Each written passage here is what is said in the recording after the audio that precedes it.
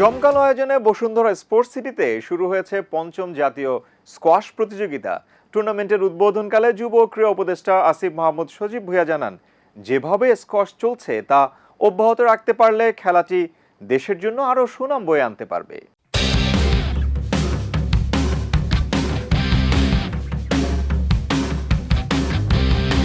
চলতি মাসের প্রথম দিন থেকে দেশব্যাপী 25টি প্রতিষ্ঠানের 180 জন প্রতিযোগীর অংশগ্রহণে শেষ হয় জাতীয় স্কোয়াশের আঞ্চলিক পর্ব। সেখান থেকে বিজয়ী ও নির্বাচিত 80 জন খেলোয়াড় নিয়ে শুরু হয়েছে জাতীয় স্কোয়াশ শিরোপার লড়াই। সোমবার বসুন্ধরা স্পোর্টস সিটির জুলকান ইনডোর এরিনায় স্কোয়াশ কোর্টে বেলুন উড়িয়ে এবং টুর্নামেন্টের জার্সি উন্মোচন করে প্রতিযোগিতার উদ্বোধন করেন যুব ও ক্রীড়া উপদেষ্টা আসিফ মাহমুদ সজীব ভুঁইয়া। এ সময় খেলাটির অগ্রযাত্রা অব্যাহত রাখার আশা প্রকাশ করে তিনি বলেন, স্কোয়াশের স্থায়ী স্টেডিয়াম পাওয়ার ব্যাপারে তারা চেষ্টা করবেন। আমার জানা মতে বনানীতে একটা জায়গা নিয়ে ইতিমধ্যেই কথা চলছে, তো সেটা আমরা দেখব কিভাবে স্কোয়াশ ফেডারেশনের জন্য করা যায়, অথবা অন্য কোনো জায়গায় স্থায়ী একটা করার। আমরা এটা শুধু স্কোয়াশ ফেডারেশন না, আমাদের অনেকগুলো ফেডারেশনেরই আসলে কোনো স্থায়ী স্থাপনা বা স্থায়ী মাঠ নেই, অফিস নেই, একটা নিজস্ব গ্রাউন্ড যেই ফেডারেশনগুলোর নেই, এবং একই সাথে অফিস সহ একদম বেসিক ফ্যাসিলিটিসগুলো দিতে পারি 55টা ফেডারেশনের মধ্যে। তো সেটা আমরা চেষ্টা করছি। আমাদের আসলে রিসোর্স লিমিটেড, আমরা চেষ্টা করছি এটাকেই কিভাবে প্রপারলি ইউটিলাইজ করা যায়।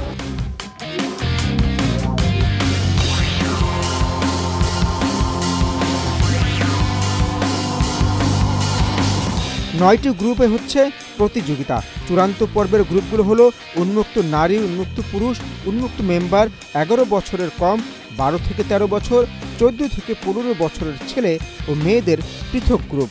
ফেডারেশনের সাধারণ সম্পাদক অবসরপ্রাপ্ত brigadier general GM Kamrul Islam বলেন, আমাদের মেল ওপেন, মেল ফিমেল যারা প্রাইজ মানি পাবে, মেম্বার ওপেন, আন্ডার 15 ছেলে এবং মেয়ে, আন্ডার 13 ছেলে এবং মেয়ে, আন্ডার 11 ছেলে এবং মেয়ে।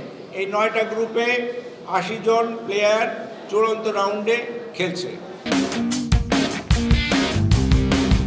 স্পন্সর প্রতিষ্ঠান উর্মি গ্রুপের পরিচালক ফয়েজ রহমান বলেন, গত 10 বছর হচ্ছে আমরা নিজেরা ইন্টারনালি টুর্নামেন্ট স্পন্সর করি বা নিজেদের মধ্যে চালাচ্ছি। দেন ফেডারেশন গত 5 বছর ধরে ব্রিগেডিয়ার কামরুল যখন থেকে এসেছেন তখন থেকে ওনারা বেশ ভালো একটা ড্রাইভ দিয়েছে। লাস্ট 5 ইয়ার্সে এই যে 80 জন স্কোয়াশ প্লেয়ার, আমরা আগে হাতে গুনে 20 জন পেতাম না, এখন there are more than 100 players nationwide.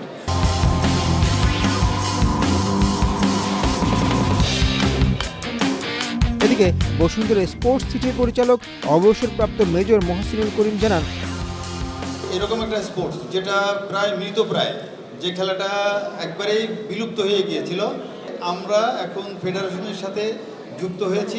আমরা আশা করি যে এই খেলার ন্যাশনাল লেভেলে খেলার জন্য একটা মিনি স্টেডিয়াম স্টেডিয়ামের মতন দরকার হয়, যেটা সম্পূর্ণ কাঁচের এবং চারদিকে গ্যালারি থাকে। এবং এটা যদি ক্রীড়া মন্ত্রণালয় একটা যেখানেই করুক, আমরাও জায়গা দেওয়া রাজি আছি। যদি এরকম কিছু করা হয় তাহলে ন্যাশনাল না শুধু ইন্টারন্যাশনাল ইভেন্টের জন্য আমরা রেডি হতে পারবো।